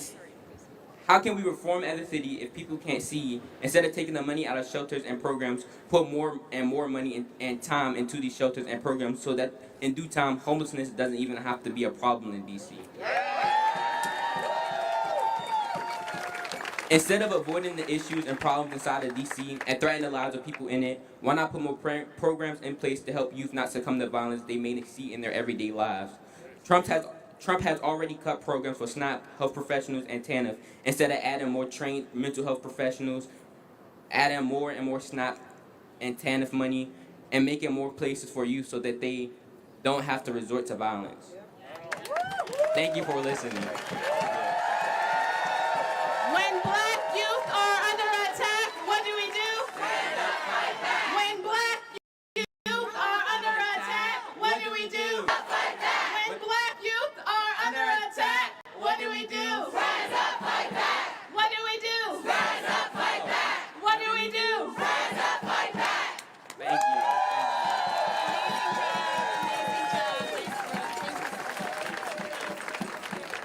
All right, a DC united will never be defeated. A DC united will never be defeated. A DC united will never be defeated. A DC united will never be defeated. A DC united will never be defeated. All right, next up, we have Sam Epps with us, the president of the Metropolitan Washington Council AFL-CIO.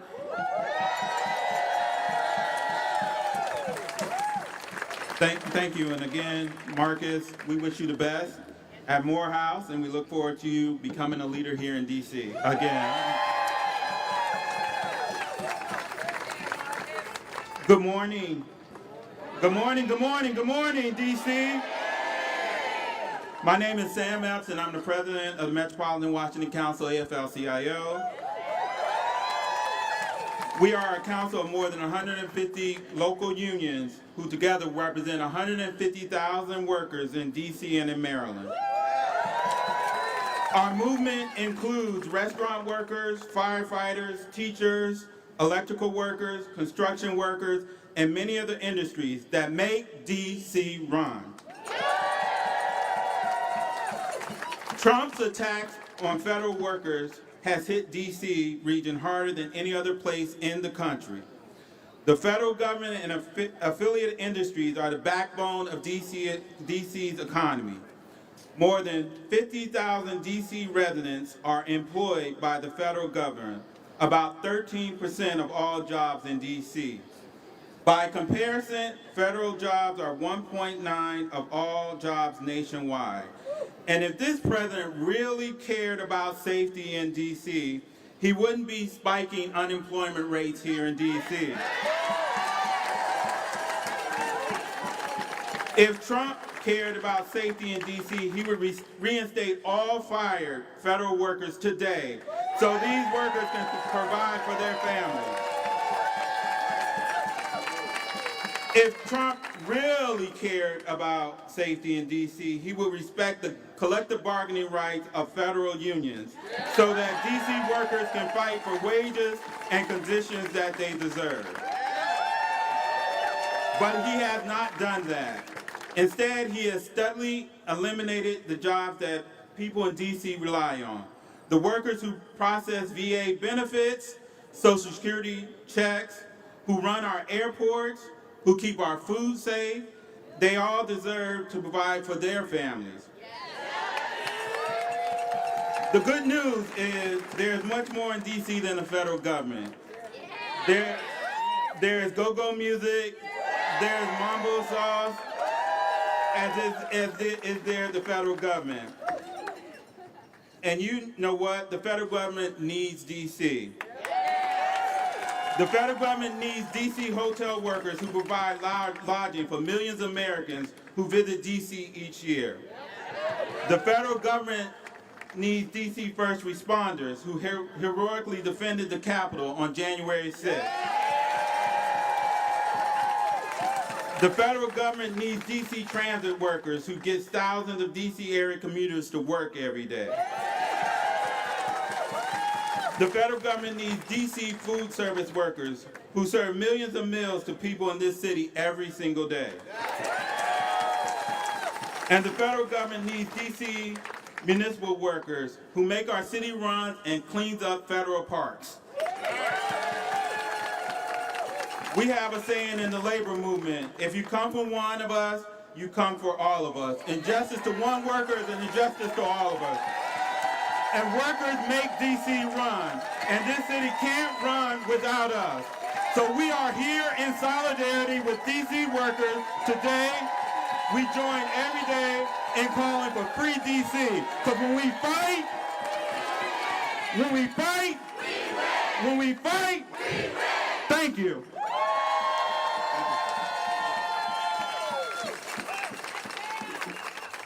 Take it to the streets, this our D.C. No justice, no peace. Take it to the streets, this our D.C. No justice, no peace. Take it to the streets, no justice, no peace. No peace. Okay, y'all, but that's, the kids is take it to the streets. This our D.C. If we don't get no justice, they're not going to get any peace. My name is Nene Taylor, N-E-E-N-E-E-T-A-Y-L-O-R. I'm a co-founder of Free DC Project, and I'm also the executive director and co-founder of Hurrie's Wildest Dreams. The only violence that's happening in DC right now is the violence against our communities that this president is directing.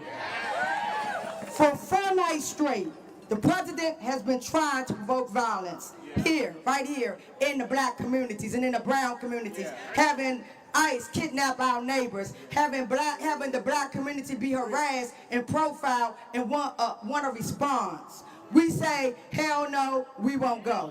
Hell no, we won't go. Hell no, we won't go. Hell no, we won't go. When we say we won't go, that means we're not going to those mass incarcerations, into their prisons and enslavement. We won't go into their ICE, what he call his beautiful centers that he got. We won't go to where alligators live. Hell no, we won't go. Hell no, we won't go. Hell no, we won't go. Hell no, we won't go. Today we gather to speak plainly about policy path that sounds strong, but in truth, it weakens the very safety we seek. We believe there is a better way to protect us all, one that respects rights to build trust and keep our communities truly safe, and that is fascism-free. Fear is not a roadmap to safety. It is a burial. It fails it fails hardest on the black communities that already we bear a disproportionate share of surveillance, stops, and forces. I want to be clear, we've been here before. This is a long history. Well before today, the black communities bear the brunt of aggressive policing. Data and reports from many credible organizations show patterns. Black people are more likely to be stopped, searched, questioned, arrested, and harmed in encounters with the law. When we add the presence of federal agents or the National Guard to daily life in these neighborhoods, the burden can multiply. Not by making harm more, but making it more visible and more likely to escalate. So be clear, this has been going on. But as you bring more policemen, it's going to escalate. Black Washingtonians have long recognized that community violence cannot be solved through state violence and have asked for meaningful investments and solutions that are proven to work. Racist over-policing goes beyond D.C.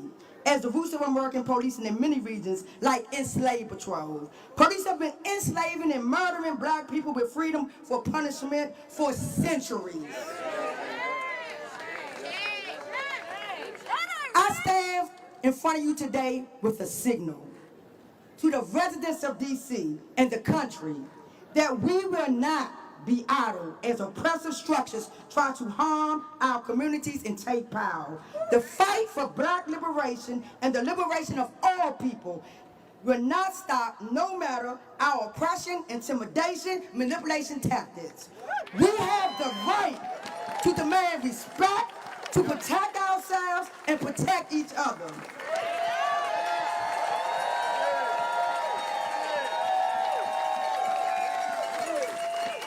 And as the executive director of Hers Wildest Dreams, I want to name, white people's civil rights have never been in danger because they are white.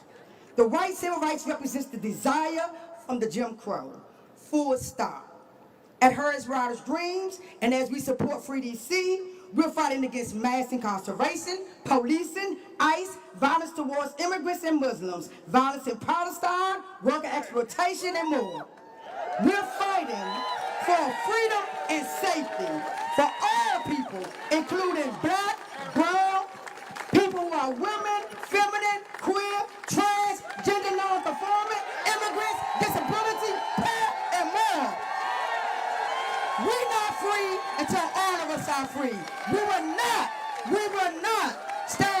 will not stand here and allow authoritarianism in Washington, D.C. We are going to be here, and we're not backing down. Know that the safety of a community is inseparable from its sense of belonging and justice, not its fear of somebody's uniform. Let us choose future where safety is earned through justice, not enforced by intimidation. Where black communities, indeed all communities, feel protected, respected, included in the decisions that shape the lives of people in D.C. And I advise you, if Nene Tay is ever killed by the police or held in a jail cell, don't you sit back and cry for me, you go raise hell. Free DC! Free DC!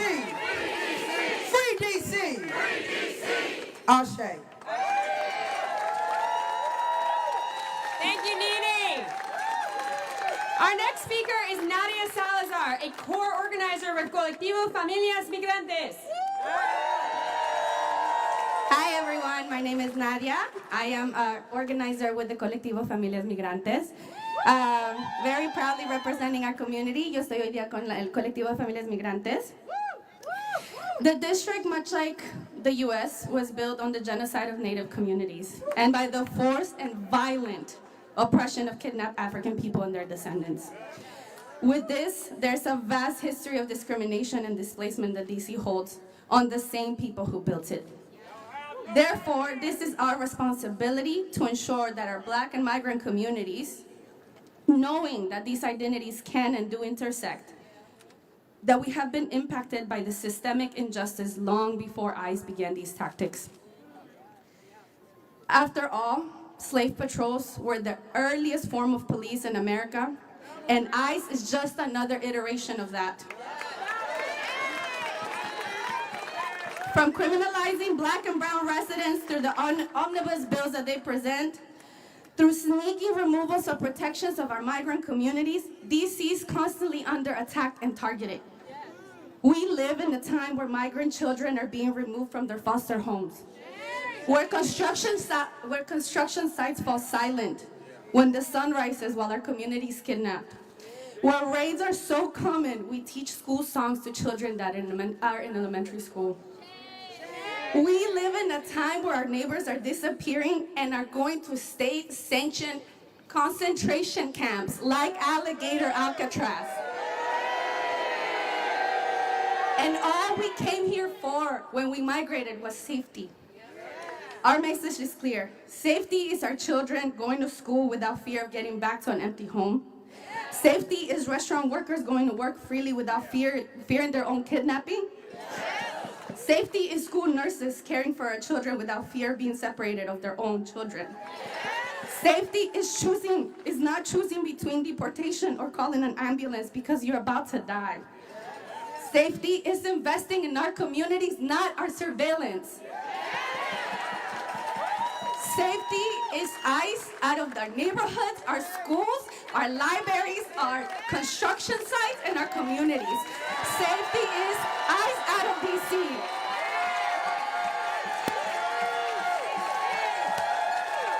Tengo un mensaje muy claro para la comunidad inmigrante. La seguridad significa que nuestros niños vayan a la escuela sin temor a llegar a una casa vacía. La seguridad significa que inviertan en nuestras escuelas y en nuestros niños. La seguridad significa salir a las calles sin miedo de no retornar a casa. La seguridad significa que inmigración no nos está persiguiendo todos los días. La seguridad significa que nuestras comunidades estén unidas. Thank you all so much. We're here because we believe in free DC. Free? Free? DC. DC. Say free? Free? DC. DC.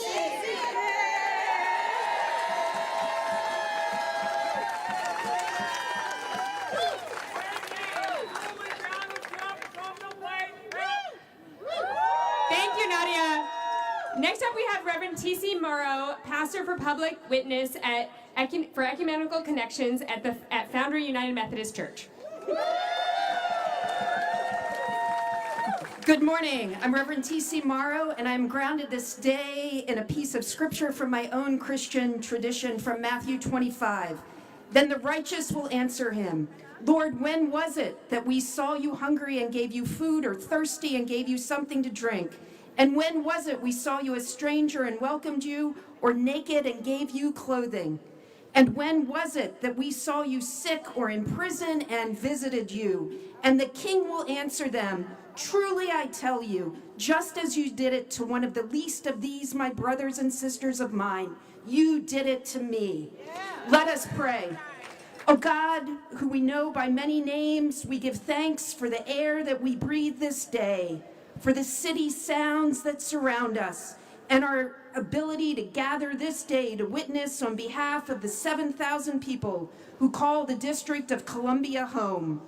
You have empowered people of faith and conscience across the ages, O God, to stand up against injustice and cruelty. In the face of attacks on our freedom and true safety, we ask you to be with us this day as we seek dignity for our residents, to protect home rule, and for true safety for our communities. Be with your people of the District of Columbia who seek to fully govern ourselves at the local level, just as others do in states across our country. Be with our unhoused residents and uphold the dignity of all, regardless where any of us spend our days or our evenings. Oh God, let us fight poverty, not the poor. Oh God, guide and protect those who provide care and safety, true safety in our communities. Grant wisdom to leaders in our community and at all levels of government. Oh God, grant courage and strength to those who strive for justice and care for the most vulnerable among us. And oh God, grant true protection this day and in the days to come, true protection and safety to all of your people of the District of Columbia. Amen. Free DC.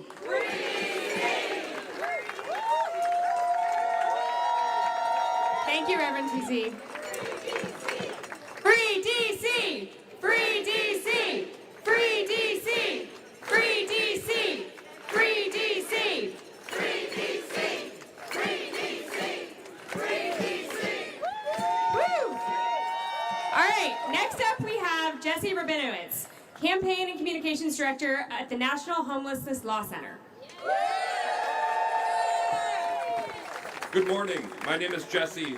I'm a DC resident and I work at the National Homelessness Law Center. The National Homelessness Law Center runs the Housing Not Handcuffs campaign, a nationwide movement to fight back against laws that make it a crime to be homeless. Before joining the Law Center, I worked for about a decade in DC to solve homelessness. I am here today to talk about the devastating impacts of Trump's vile proposal to force homeless folks out of DC. I want to start with 2 points. One, this is not surprising. Trump has talked for years about his sick desire to round up homeless people and force them into government-run detention camps. He has reversed course on real solutions to homelessness and proposed a budget that would gut funding for housing and support. His recent order paved the way to lock people up for being poor, sick, and disabled, and he continually aligns himself with far right-wing billionaires who are pushing anti-homeless laws around the country. When a fascist tells you who they are, believe them. Locking up people you don't like or don't want to see is textbook authoritarianism. Trump is testing opinion by focusing on groups that he believes to have little public sympathy, like folks who live outside. Right now, they are coming for homeless folks, trans folks, and migrants. But rest assured, soon they will come for everyone who is not a white, straight, cis, wealthy Christian man. The only solution is solidarity and collective action.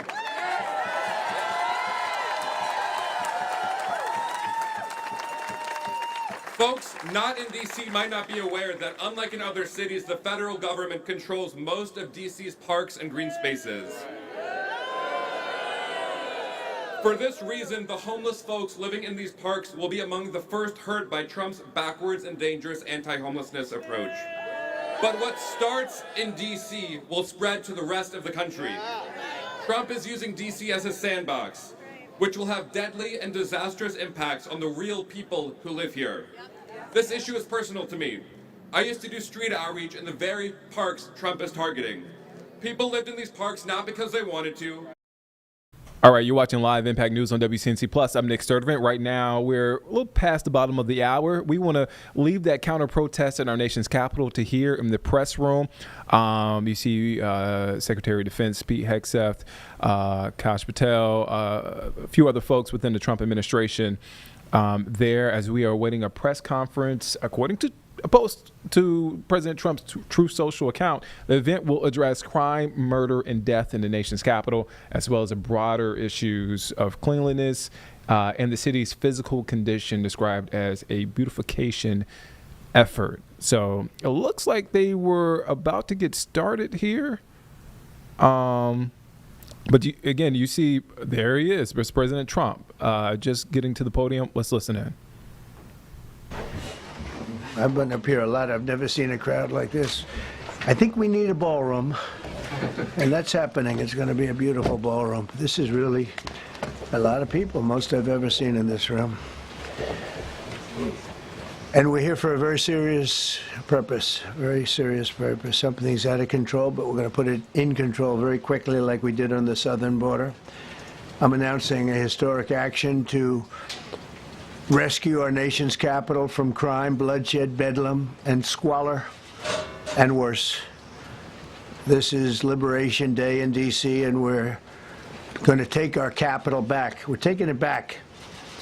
Under the authorities vested in me as the President of the United States, I'm officially invoking Section 740 of the District of Columbia Home Rule Act. You know what that is? And placing the D.C. Metropolitan Police Department under direct federal control, and you'll be meeting the people that will be directly involved with that. very good people, but they're tough, and they know what's happening, and they've done it before. In addition, I'm deploying the National Guard to help reestablish law, order, and public safety in Washington, D.C., and they're going to be allowed to do their job properly. And you people are victims of it, too. You know, you're reporters, and I understand a lot of you tend to be on the liberal side, but you don't want to get mugged and raped and shot and killed. And you all know people and friends of yours that happened. And so you can be anything you want, but you want to have safety in the streets. You want to be able to leave your apartment or your house where you live and feel safe and go into a store to buy a newspaper or buy something. And you don't have that now. The murder rate in Washington today is higher than that of Bogota, Colombia, Mexico City, some of the places that you hear about as being the worst places on earth, much higher. This is much higher. The number of car thefts has doubled over the past 5 years, and the number of carjackings has more than tripled. Murders in 2023 reached the highest rate probably ever. They say 25 years, but they don't know what that means because it just goes back 25 years. Can't be worse. Our capital city has been overtaken by violent gangs and bloodthirsty criminals, roving mobs of wild youth, drugged out maniacs and homeless people. And we're not going to let it happen anymore. We're not going to take it. Just like we did on our southern border. Nobody comes through our southern border anymore. 3 months in a row, we had zero. I don't know if that's right, but the people that do the work, it's a very liberal group of people, actually, and they actually said zero for the last 3 months. Nobody thought a thing like that was possible. And, you know, when you take a look at numbers, I just saw some charts. These are different cities throughout the world. Red is, okay, the red is a place called Washington, D.C. Look at these. Baghdad we doubled up on Baghdad. Panama City, Brasilia, San Jose, Costa Rica, Bogota, Colombia, heavy drugs. Mexico City, I mentioned, Lima, Peru, all double and triple what they are. So do you want to live in places like that? I don't think so.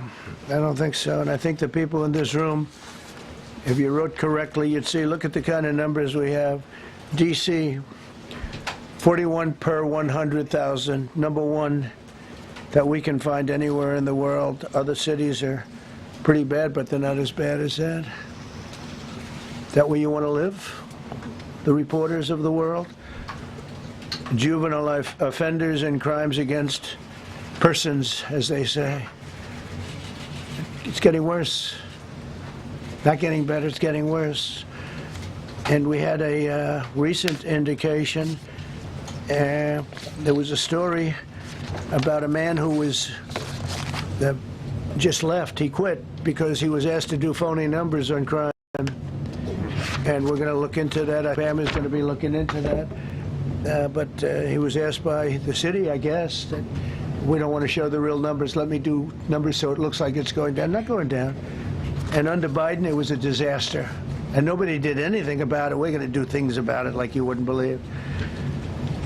Every American has a constitutional right to be able to access and petition their government in safety, and countless federal officials and employees likewise have the right to carry out their jobs in peace without being shot. As you know, I lost a very good person a while ago, was shot waiting for his wife. He was in the car. They robbed his car. They shot him. They killed him like it was nothing to it. She was walking to the car. It's a horror show. This issue directly impacts the functioning of the federal government and is a threat to America, really. It's a threat to our country. We have other cities also that are bad, very bad. You look at Chicago, how bad it is. You look at Los Angeles, how bad it is. We have other cities that are very bad. New York has a problem. And then you have, of course, Baltimore and Oakland. We don't even mention that anymore. They're so far gone. We're not going to let it happen. We're not going to lose our cities over this. And this will go further. We're starting very strongly with D.C., and we're going to clean it up real quick, very quickly, as they say. Days ago, a former member of the DOJ staff was savagely beaten by a band of roving thugs after defending a young woman from an attempted carjacking. He was left dripping in blood. He thought he was dead, with a broken nose and concussion. Can't believe that he's alive. He can't believe it. In June, a 21-year-old congressional intern was tragically killed after being hit by a stray bullet in a drive-by shooting. A former Trump administration official named Mike Gill, fantastic person, was murdered last year in cold blood in a carjacking blocks away from the White House. We all knew him. Great person. Waiting for his wife as she was walking to the car. A Democrat congressman was also carjacked at gunpoint not far from the Capitol. And in 2023, an aide to Senator Rand Paul was stabbed in the chest and head by a demented lunatic as he walked down the street, just absolutely for no reason. Horrifically, last July 4th weekend, a 3-year-old girl was shot in the head and killed while sitting in a car near the Capitol. It's becoming a situation of complete and total lawlessness. And we're getting rid of the slums, too. We have slums here. We're getting rid of them. I know it's not politically correct. You'll say, oh, so terrible. No, we're getting rid of the slums where they live. Caravans of mass youth rampage through city streets at all times of the day. There are ATVs, motorbikes. They travel pretty well. Entire neighborhoods are now under emergency curfews.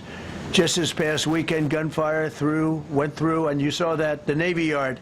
I saw it this morning. They saw that they fought back against law. See, they fight back until you knock the hell out of them, because it's the only language they understand. But they fought back against law enforcement last night.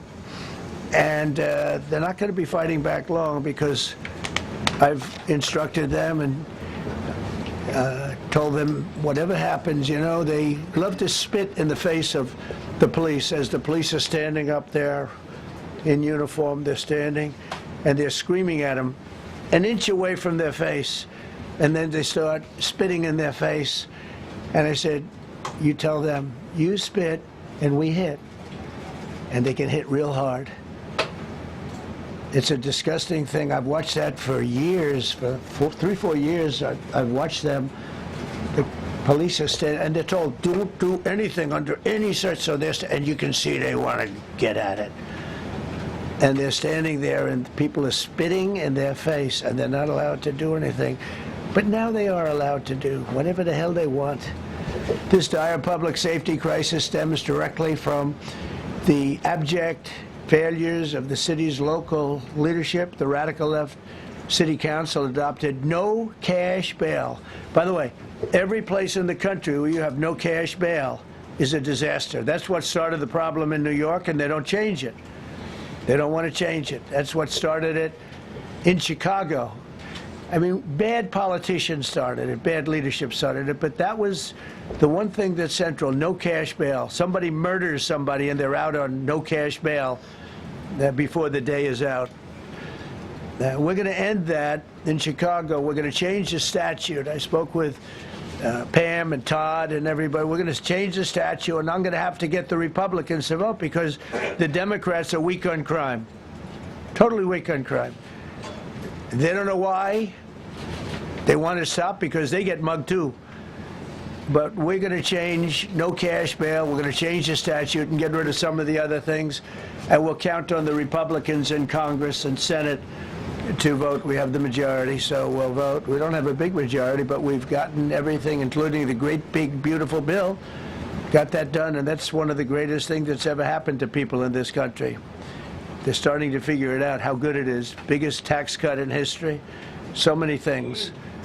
But we'll be able to get that done. So, Todd, if you and Pam can draw up things working with the people, we will. I'll get it passed. We'll get it passed with the Republicans. Probably won't get, think of this, probably won't get one Democrat vote, because they have no idea what they're doing.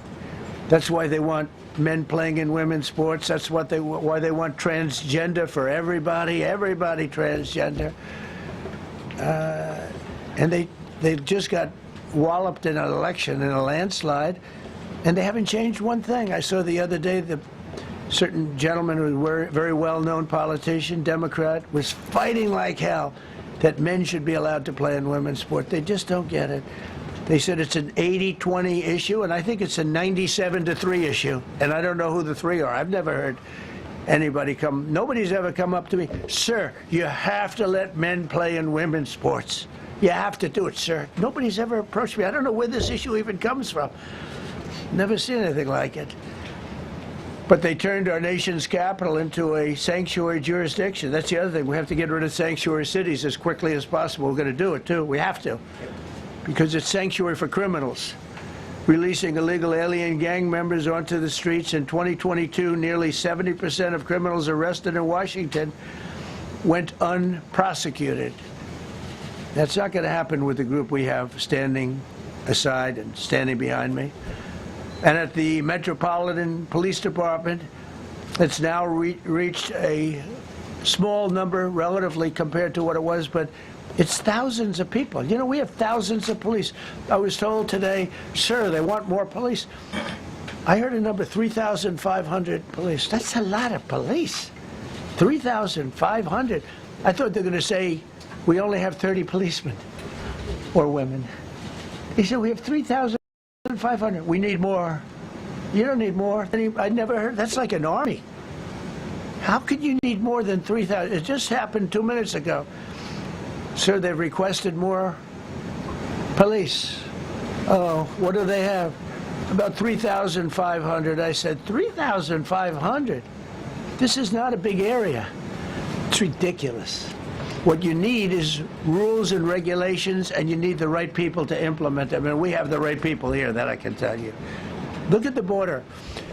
Biden said, there's nothing you can do. Kamala was the border czar. She never called one of the Border Patrol agents who are great. ICE is great. Never spoke to anybody. Never went there. But she was the border czar.